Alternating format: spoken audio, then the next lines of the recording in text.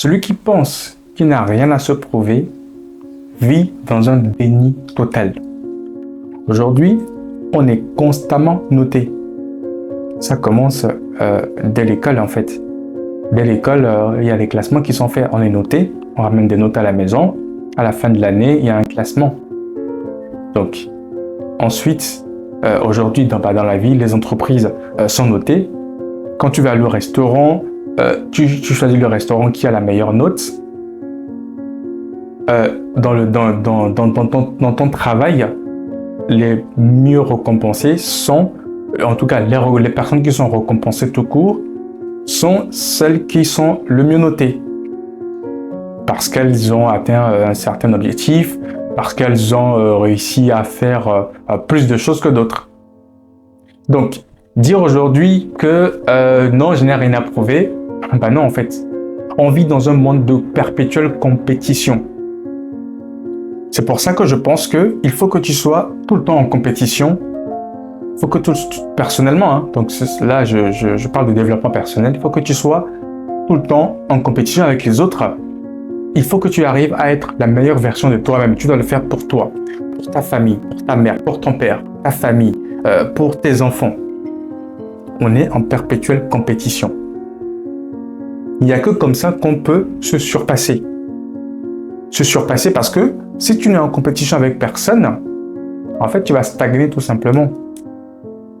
Tu n'iras pas plus loin que le bout de ton nez parce que tu te complètes dans une certaine position. Même si cette position peut être enviable, tu ne te rendras pas compte que forcément tu peux faire plus, que tu as la capacité de faire plus que ce que tu ne penses. Donc, à chaque instant dans ta vie, tu dois te repousser dans tes retranchements. Tu dois travailler sur toi. Tu dois travailler à chercher à gagner de l'argent. Donc, il faudrait sortir de cette hypocrisie.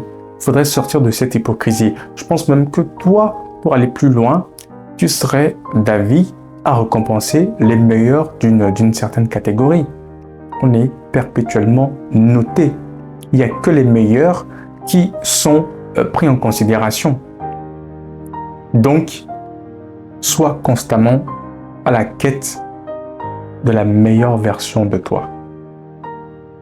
Sois constamment dans la quête de la meilleure version de toi.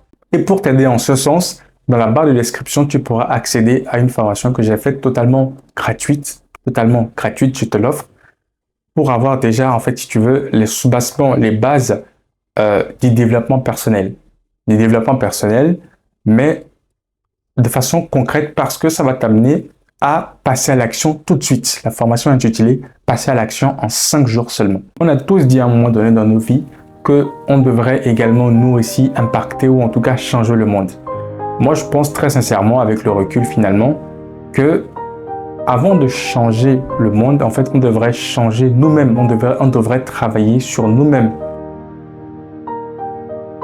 Et pas dans la moindre mesure puisque il faudrait être la meilleure, enfin c'est pas pour rien, c'est pas juste une bonne version de soi qu'il faudrait être, mais c'est qu'il faudrait être la meilleure version de soi.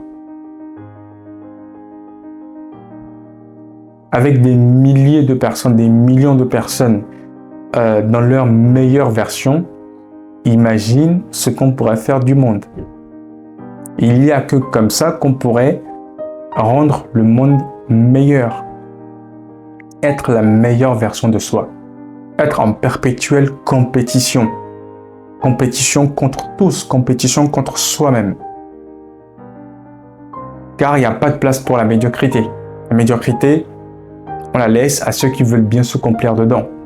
Mais si à un moment donné de ta vie, tu as pleinement conscience ou que tu ne veux pas être dans cette médiocrité, pour moi la médiocrité, c'est d'avoir un certain confort et d'y rester, de ne pas aller plus loin que ça alors qu'on a pleinement les capacités.